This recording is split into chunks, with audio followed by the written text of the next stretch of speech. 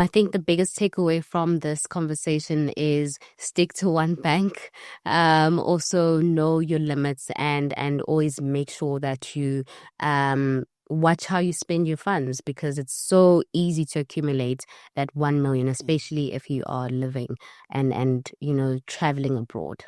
Good morning to all the viewers and the listeners, and we welcome you to today's podcast, to which I have someone I haven't interviewed. I don't think we've ever done an interview. Love Ndlovu, who is a specialist when it comes to all things exchange control, all things Revel One, all things SARS and SOB.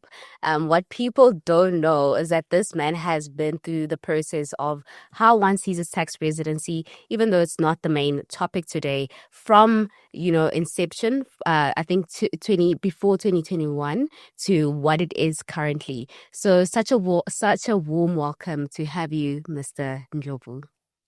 Thank you, Molly. Thank you, listeners and viewers. It's actually a pleasure to have you and you have me here.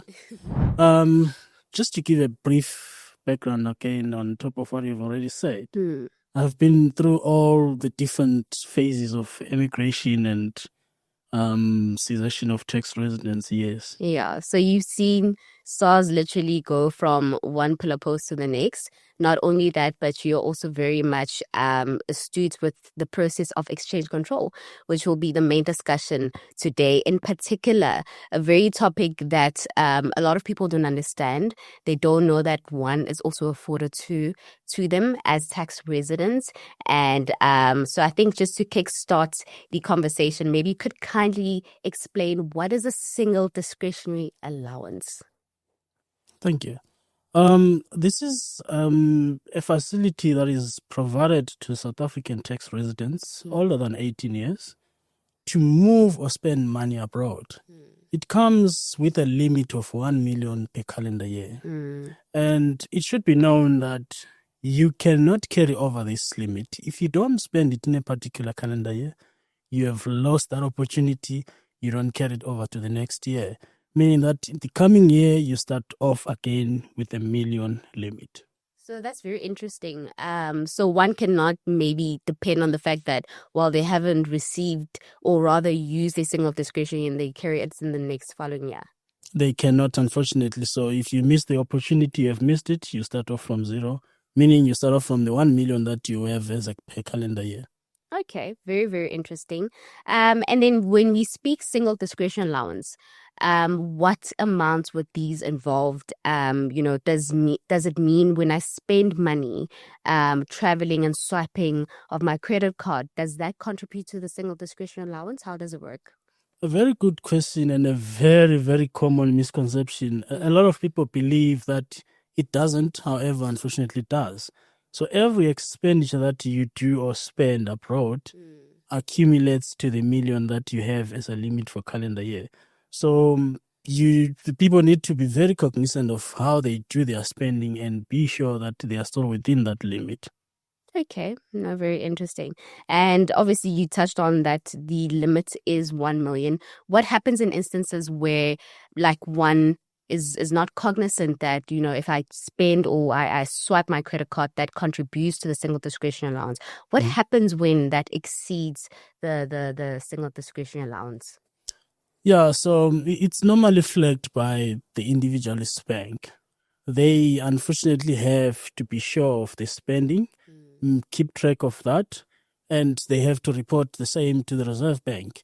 So where something of that nature has happened, the bank will obviously flag that and inform their customer that you have exceeded your 1 million discretionary allowance. And one then needs to write to the bank providing reasons why they exceeded. It's usually the common reason is always, I wasn't aware.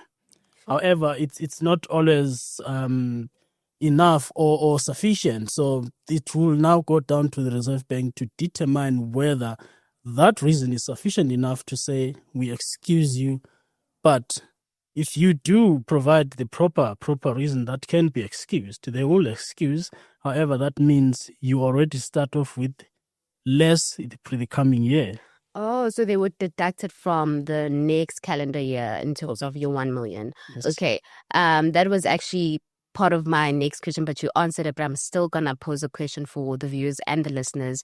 Would there be any instance where the Reserve Bank or the bank itself forces the individual to apply for an approval international transfer PIN because now they find themselves in a position that they've exceeded that limit of 1 million, but they want to move more funds?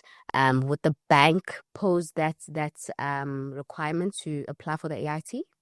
Yeah, so in an instant where one has exceeded the limit, depending on the amount they exceeded with, there is a chance that the bank or the Reserve Bank may require the customer to return the funds to South Africa and apply for the approval international transfer for those funds that they had exceeded with, and then transfer them across using that approval international transfer TCS PIN. However, to answer your question again, where one has used up to 1 million, the remainder or whatever amount they would want to move still within that calendar year, they will have to apply for the approval international transfer and move the funds based on that approval.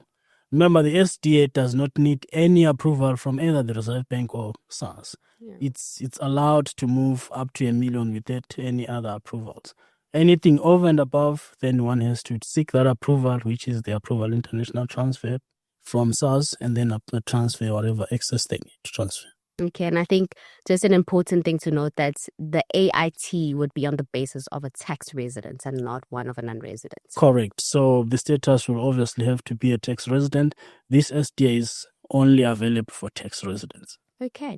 And then I'm just going to touch back to something that you mentioned, that obviously with the single discretionary allowance, one would not necessarily have to apply for it. They have it at their own discretion. How does one know, or how does one go about giving the bank the right for them to use the single discretionary allowance? Is there any process that is involved, or is it kind of just spending and just crossing fingers that your bank doesn't call you?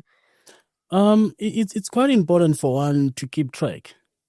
You need to keep track of your spending to make sure that you're still within the limit.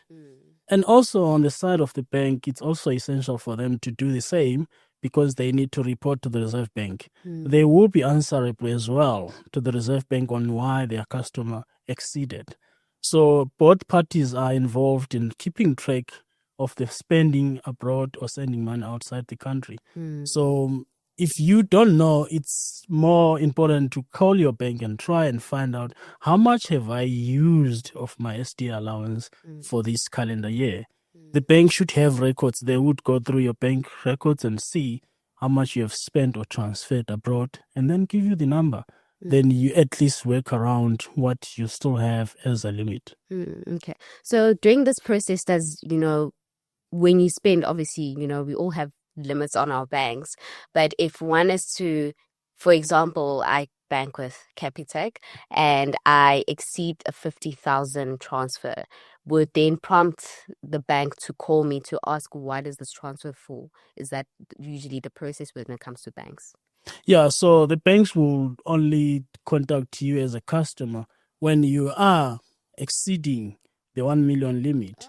But as you spend, they won't contact you and advise you of any spending that you have done, only until that point where they see you are now going through or beyond the limit. Then they may actually trigger you to say, look, you've gone through your 1 million. There is no more to be spent. But now, look, if you are abroad and using your debit card, it's so difficult for the bank to actually pick that in real time. You would have already spent the money abroad, and now the limit is over, and they will only discover after you have already done the spending. Sure. It's different when you transfer.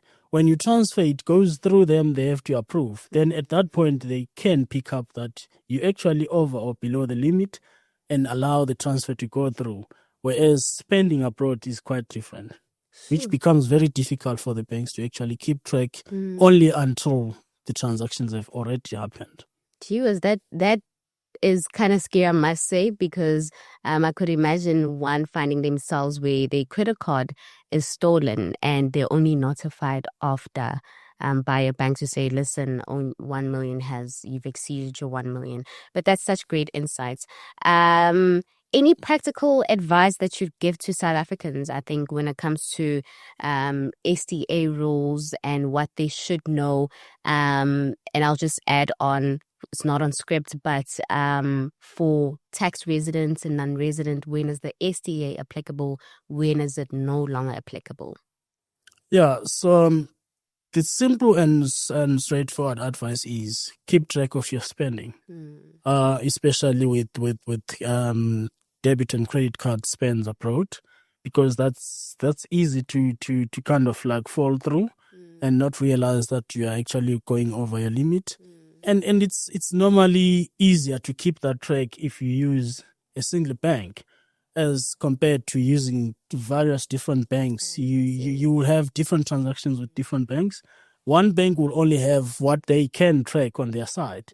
So should you go to them and ask, they will only give what they have. Yeah. So you may miss the other transactions from the other banks and still think you are still within the limit and carry on spending, only to realize that you have actually exceeded.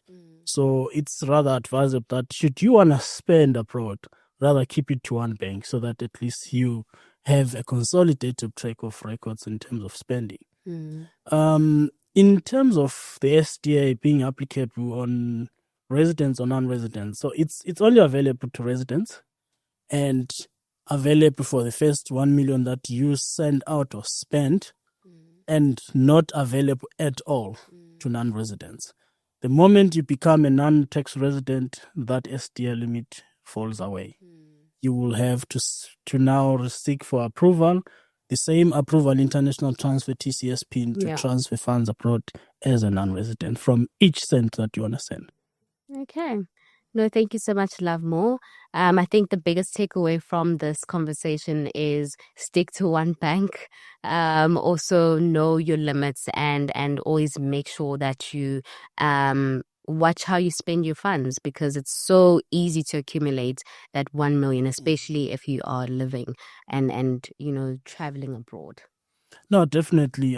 So it's quite easy, as you say, to go over the limit with all these small spendings. Remember, it's forex that you're spending at converted to rands back home to accumulate that 1 million. Very quickly, you could find yourself there and over the limit. No, amazing. Thank you so much. I think this does demand for a next podcast where we will be delving into the AIT itself, because now we've covered the SDA. So I'm very much looking forward to having you for another session where we can discuss the nitty-gritties of applying for an AIT, both for tax residents and non-residents. So thank you so much, Lovemore. Such a great pleasure having you. Thank you so much, Mali. Looking forward to the next session, and happy to delve into the AIT part of the story and give more insights on that. Thank you. Thank you to all the listeners and viewers. See you in our next session. Thank you, everyone.